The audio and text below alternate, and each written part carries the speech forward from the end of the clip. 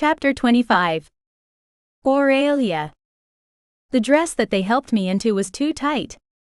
I could barely breathe through the corset strapped around my torso. How the hell am I going to fight in this? I asked, turning to the men in the room who all stared at me like I was a piece of meat. Stop it.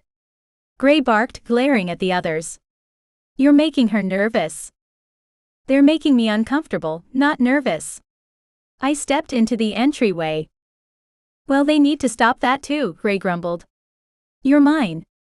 They need to stop looking at you like that. Gray wrapped his arm around my waist as we all made our way to the parking garage. Zeke, Ash and Dan followed behind us. My mother had glamored us so everyone we met would see something different, but we still saw each other as we truly were. You remember the plan? Gray asked me as he helped me into the limo. We make plans all the time, but they seem to go to shit every time. I know, but we don't know exactly what we're walking into, so I wanted to make sure. He settled into the seat next to me and rested his hand over the form-fitting dress on my thigh. I get it. I sat back with a huff. What was I doing? Was I going to get us all killed, thinking that I could take Malcolm out? He deserved it, and I wanted nothing more than to end him for the hell he'd put us through. It was more than that though. He was behind the human government imprisoning and testing supernaturals. I would see him dead before this war was over. We arrived at the red carpet, and the guys all piled out of the car before Gray reached a hand out for me to take. My form-fitting emerald dress flared out at the bottom, and my hair was done in an elegant up-do on top of my head. You look beautiful, love, Gray whispered in my ear. You look good yourself, but we aren't here to have fun. I scanned the carpet behind him. I didn't see Malcolm, but that didn't mean he wasn't puppeteering the president. Gray wrapped an arm around my waist and led me through the doors into the ballroom. The entire room was filled with an opulence that I wasn't used to.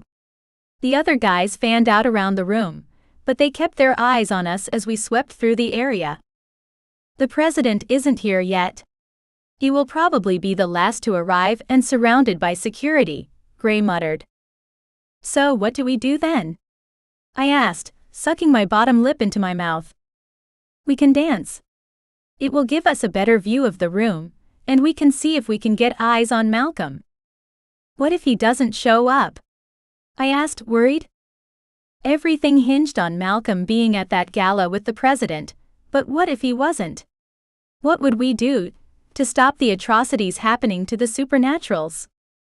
I would have done anything to stop the crazy madness. I couldn't stop anything if Malcolm didn't show up though. Gray twirled me around the dance floor and I scanned the room, but no matter how hard I looked, I didn't see the slimy fucker, Malcolm. The doors to the ballroom opened, and a flood of men in black suits surrounded someone in the middle. The president was there, his wife on his arm in a flowing royal blue gown. She looked elegant and sophisticated. Too bad her husband might have been a world-class asshole. Let's see if we can get close to them, I whispered. No need. Zeke moved around the seating chart online and got us a spot at his table. Gray smirked. Of course he did. That man never does anything halfway. I shook my head. They announced dinner being served, and Gray led me to the table and pulled my chair out for me. I sat down primly next to the First Lady and my eyes widened at Gray. Zeke really wasn't playing around when he set this all up. Hello. The First Lady nodded to me before turning back to her husband. This is such a great cause. I'm so pleased to be able to donate, I said loudly. The words tasted like bile on my tongue. It was not a great cause. It was a death sentence for so many of us, but I needed to get the president's attention. I'm glad to meet a fellow American who believes in this amazing cause. The president nodded. Oh yes, I anxiously await the day that we have them all rounded up, Gray said smoothly. Yes, the recent devastating attack on the prison here has set us back slightly, but they will be found and brought to justice for their crimes, the president said. Their crimes. He'd really said that, and I didn't see Malcolm anywhere in the room. How far away did the mind control work? Was it the mind control serum, or did the president really believe what he was saying? The extremists say that the prison was set to explode anyway, and that it was just a safe place to round up supernaturals so they could exterminate them, Gray commented. The president's eyes flashed with a warning as he narrowed his eyes at Gray. That's ridiculous. We are just protecting the American people from dangerous beings who shouldn't be here in the first place. And rightly so, I said, glaring at Gray to cool down. He was going to blow our cover if he wasn't careful. We hadn't found Malcolm, and it looked like this whole mission was for nothing anyway, because the president fully believed in his prejudice. What the fuck were we supposed to do now? I locked gazes with Zeke and widened my eyes at him. The president caught on quickly and glanced between me and Zeke. I was the only one really in disguise since I was enemy number 1.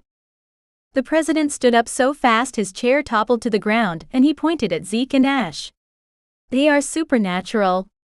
They are the ones who blew up the prison. Get them. A hand clamped around my arm and dragged me up out of my seat. I screamed in the Secret Service agent's face before cocking my arm back and punching him. My knuckles cracked against his nose and I shook my hand out. I spun around to find Gray. His body vibrated, his wolf close to the surface. Claws replaced his hands as he stared down the two men approaching him. They were also wearing dark suits like the Secret Service. If you resist, it will be worse for you, the president announced loudly. It can't get much worse than the council trying to blow us all up, I sneered. That's a lie.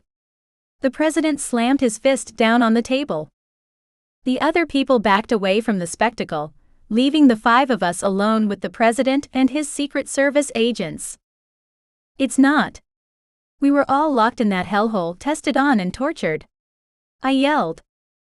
I needed the people in that room to hear me, but as I stared into the president's eyes, they were clear. He wasn't being controlled. He actually believed in what he was doing. That was even worse than the alternative.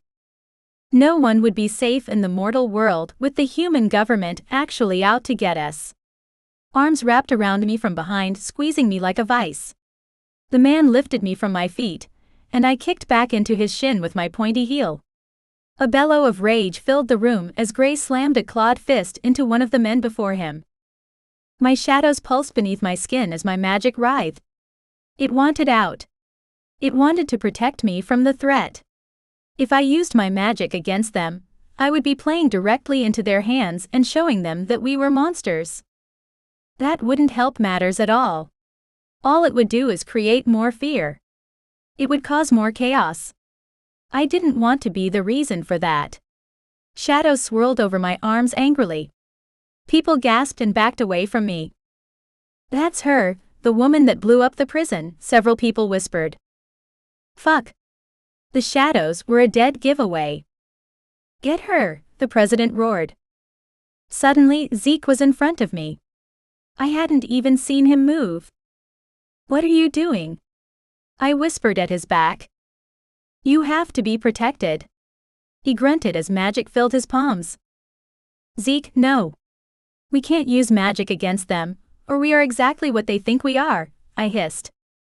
We are protecting ourselves. That's all we've ever done.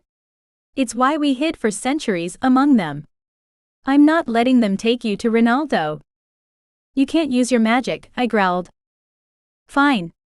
He dropped the magic but didn't move out of my way. I glanced around the room. Gray was fighting against 2 Secret Service agents, but they were no match for him. He took them down with his fists alone, but his claws punctured his palms and blood dripped from them. We need to go. Right now. Gray bellowed.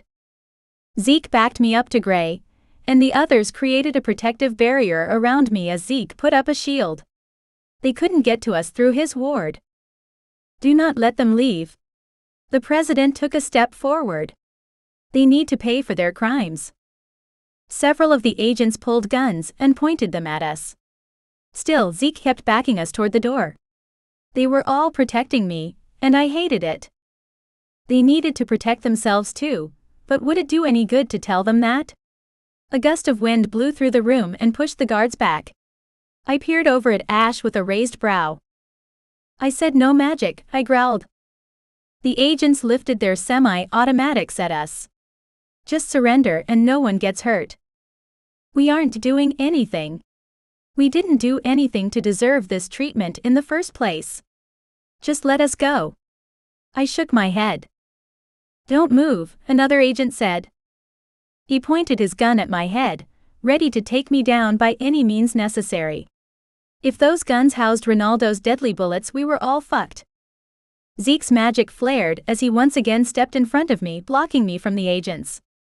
A loud shot cracked through the air, and arms grabbed me from behind, turning me into a hard chest and spinning me around.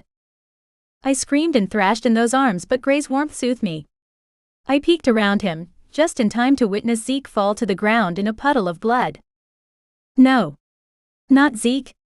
As much as he's pissed me off, I didn't want to lose my friend. I lunged for Zeke and my magic flared even as Gray held me back. I know, love, I know. But his sacrifice will be for nothing if we don't leave now. Gray lifted me off my feet and threw me over his shoulder as he raced to the door. The others shot magic at the agents until we were on the other side. Tears poured down my cheeks as we made our way outside into the humid Dallas air. Zeke was gone. I turned to Ash. His face was stricken but determined at the same time. We can mourn him later, Aurelia. We have to go. That's what he would want. My heart broke as we ran. How could we just leave one of our own behind? Dan ran next to me. Live to fight another day, princess. Yeah, live to fight another day. But how many of those did I really have left?